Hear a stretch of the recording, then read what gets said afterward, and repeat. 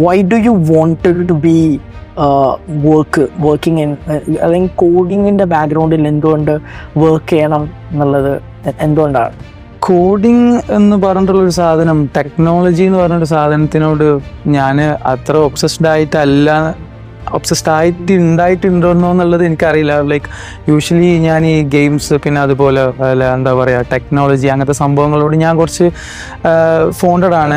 പിന്നെ ഈ ലൈക്ക് ഞാൻ ഇതിന് മുൻപ് വർക്ക് ചെയ്ത ഒരു കമ്പനിയും ലൈക്ക് ടെക്നോളജീസിനെ പ്രൊമോട്ട് ചെയ്യുന്ന കമ്പനീസ് ആയിരുന്നു. അപ്പം അവിടേക്ക് വേണ്ടിയിട്ട് ഞാൻ ഒരുപാട് ടോപ്പിക് ടെക്നോളജീസിനെ കുറിച്ച് റിസർച്ച് ചെയ്യാനുണ്ടായിരുന്നു. ആൻഡ് ടെക്നോളജി ആണ് ഇനി വേൾഡിനെ ലീഡ് ചെയ്യാൻ പോകുന്ന വലിയൊരു ഫാക്ടർ എന്നുള്ളത് ലൈക്ക് ആ ഒരു ഏരിയയിൽ ഇപ്പം സ്റ്റുഡൻസിനെ നമ്മൾ ഭാവിയിലേക്ക് പ്രിപ്പയർ ചെയ്യുക എന്നുള്ളതാണ് ആസ് ഓഫ് നൗ എഡ്യൂക്കേഷൻ എന്ന് പറഞ്ഞൊരു സാധനം കൊണ്ട് നമ്മൾ ഉദ്ദേശിക്കുന്നത്.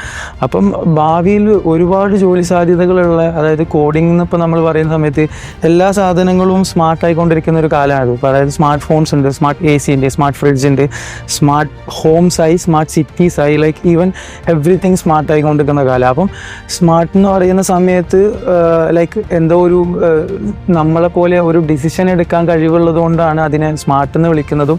ഒബ്വിയസ്ലി അതിലൊരു കോഡിങ്ങിൻ്റെ എലമെൻറ്റ് വരുന്നുണ്ട്. അപ്പം എല്ലാ സാധനങ്ങളും നമ്മളൊരു ഡിജിറ്റൽ യുഗത്തിലാണ് ജീവിക്കുന്നതെന്നൊക്കെ പറയുന്നില്ലേ. അപ്പം അതുപോലെ ഇനിയുള്ള കാലത്ത് ഇത് ഭയങ്കര കോഡിങ്ങിന് അത്ര ഇമ്പോർട്ടൻസ് ഉണ്ടാവും. അപ്പം നമ്മളൊരു കുട്ടികൾക്ക് എഡ്യൂക്കേഷൻ പ്രൊവൈഡ് ചെയ്യുകയാണെന്നുണ്ടെങ്കിൽ നമ്മൾ നല്ലൊരു സ്ട്രീമിൽ നല്ലൊരു എന്താ പറയുക ഒരു ഫ്യൂച്ചറിസ്റ്റിക് ആയിട്ടുള്ള ഒരു ടോപ്പിക് ആയിരിക്കണം. നല്ലൊരു കരിയർ ഓപ്ഷൻസ് വേണം, ഒരുപാട് ഗ്രോത്ത് വേണം. ആ രീതിയിൽ അതൊക്കെയാണ് ഒരു അക്കാഡമി എന്നുള്ളൊരു രീതിയിൽ ഇവിടെ വരുന്ന ഒരാളുടെ മെയിൻ ഇൻറ്റൻഷൻ.